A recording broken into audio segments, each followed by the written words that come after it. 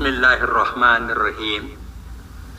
محترم سامعین کرام اور عزیز ساتھیوں، آج اس ایپیسوڈ میں میں لے کر حاضر ہوا ہوں وہ دین کے سمندر سے چنے گئے ہوئے موتی، وہ علم لے کر آیا ہوں جو وحی الہی کے بعد ہماری راہ نجات ہے۔ آج کی اس محفل میں، اس پروقار محفل میں آپ کے سامنے ان 6 کتابوں کا تذکرہ کروں گا جو نہ صرف احادیث کے خزانے ہیں بلکہ امت مسلمہ کے لیے ہدایت کے چراغ ہیں۔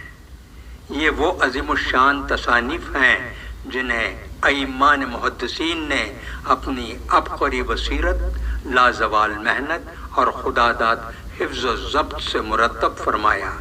یہ محض کتابیں نہیں بلکہ رسول اکرم صلی اللہ علیہ وسلم کی زندگی کے روشن اور تابناک صفحات ہیں۔ پہلی کتاب صحیح بخاری۔ یہ کتاب خدا کے بعد یعنی قرآن مجید کے بعد سب سے صحیح ترین کتاب ہے۔ امام بخاری رحمۃ اللہ علیہ کی وہ لازوال تصنیف جس کی ہر سطر پر رب کائنات کی خاص رحمت ہے۔ اس کی ہر حدیث کو امام موصوف نے 60 رکعتیں پڑھ کر اللہ سے استخارہ کر کے درس فرمایا۔ یہ محض ایک مجموعہ احادیث نہیں بلکہ فقہ کا ایک ایسا سمندر ہے جس کے لہروں میں ایمان کی خوشبو بسی ہوئی ہے۔ دوسری کتاب صحیح مسلم۔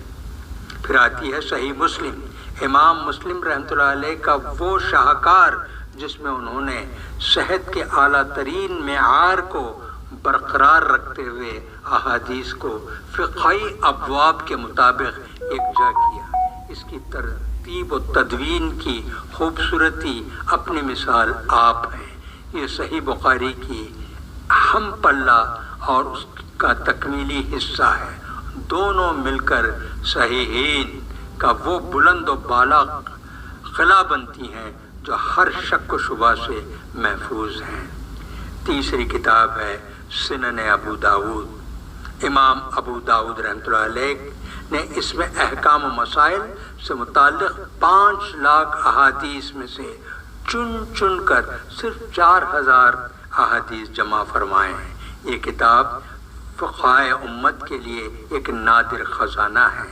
امام نے خود فرمایا جس مسئلے کی دلیل اس کتاب میں نہ ملے وہ قابل حجت نہیں۔ چوتھی کتاب ہے جامع ترمذی۔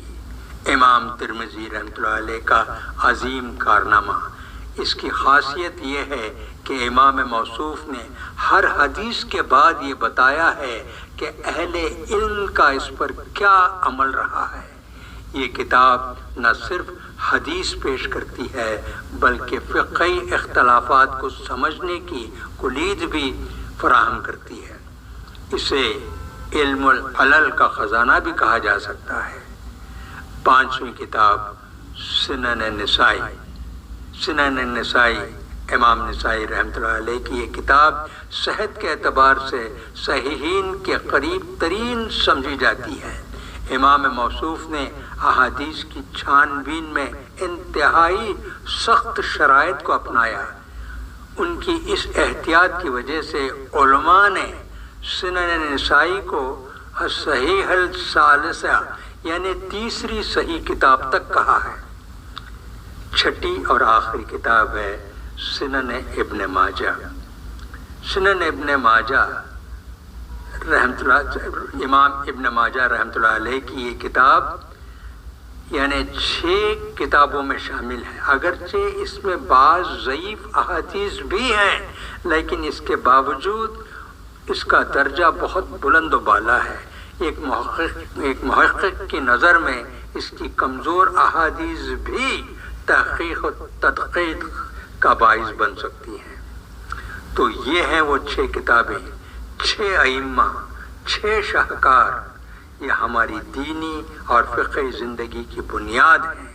یہ وہ روشن مینار ہیں جو ہمیں سنت رسول صلی اللہ علیہ وسلم کی راہ دکھاتے ہیں۔ آئیے ہم عہد کریں کہ ہم ان کتابوں کو صرف الماریوں کی زینت نہ بنائیں گے، بلکہ ان کے علم کو سینے میں جگا دیں گے، ان کے احکام کو زندگیوں میں اتاریں گے، کیونکہ انہی کے ذریعے ہماری زندگی، ہماری دنیا و آخرت سنور سکتی ہے۔ آپ سب کا شکریہ۔ نور احمد کو اجازت دیجیے، پھر ملاقات ہوگی۔ تب تک کے لیے اللہ حافظ و ناصر۔